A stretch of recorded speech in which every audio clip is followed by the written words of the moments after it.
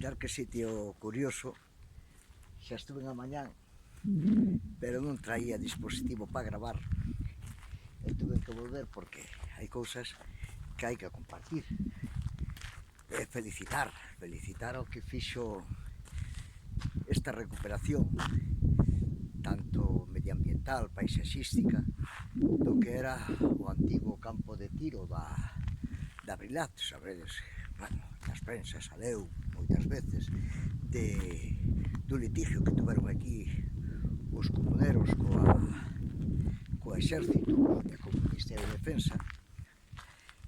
E, bueno, hai que felicitar a comunidade de Montes de Salcedo polo traballo que fixo. E fixo unha reconstrucción dunha aldea megalítica. Sí. Como vivirían os nosos antergos fai miles de anos. E aquí temos esta aldea. Bueno, aquí era famosa porque aquí fixeran antes unha aldea, unha barbaridade. A aldea afgana, isto cando a guerra de Pakistán, da lexos, que atruemos nos aquí, non sei por qué, e reproduxeron un pueblo do que iban a encontrar os militares alá no... Oi, para aí non se ve nada, vou así. Bueno, entonces esta aldea desapareceu e nun sitio deste se levantou unha aldea, pero unha aldea moi nosa, unha aldea galega, das de antes. E aquí se fixe unha reconstrucción ben digna de mención. Incluso hai que felicitar tamén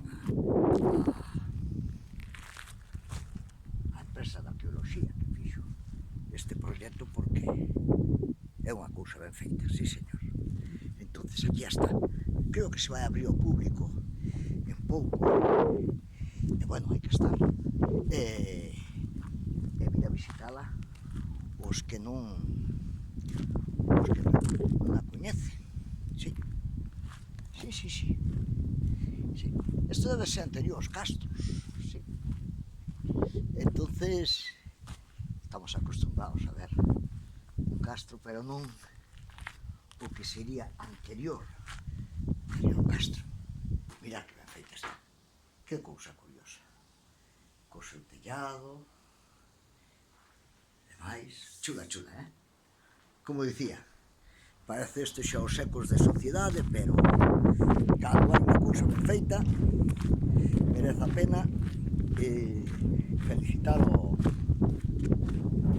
promotor da idea, que non foron outros que a comunidade de Montes de Salcedo. E aparte unha recuperación, un marcado de todo o que é o eixo arqueolóxico dos Sete Camiños, que deixou isto ben. Estou mirando aquí. Pois tampouco valeu tantos cartos. Mirad con poucos cartos, que non vou dicir a cantidad, pero moi pouco. Irrisorio. Casi vale máis reparar unha alcantarilla no concello que esta recuperación que se fixo aquí. E que de seguro vai ter un éxito. Sí. E ademais vou a darvos un pouquinho a lata porque hai unha cousa que vexades, sí. Tamén moi noso, que me chamou a atención, que temos un vigilante na porta deste asentamento, desta aldea. É un detalle curioso, vadelo ver agora. Hai aquí unha mascota moi galega, sí señor, moi galega. E atendes, mirad, desaparece por aí o tendes, un xabarín de madeira aquí arriba dun penedo, vixiando os petroglifos, vixiando a entrada da aldea como ten que ser, e non vos podo meter para lá porque agora está dando o sol de cheo, pero vos convido a que pasedes polo sitio, que paga a pena. E felicidades aos promotores da idea, a empresa que tamén o fixo, que estas cousas, estou seguro que este poblado vai ter moito futuro. Veña, ata despois entón.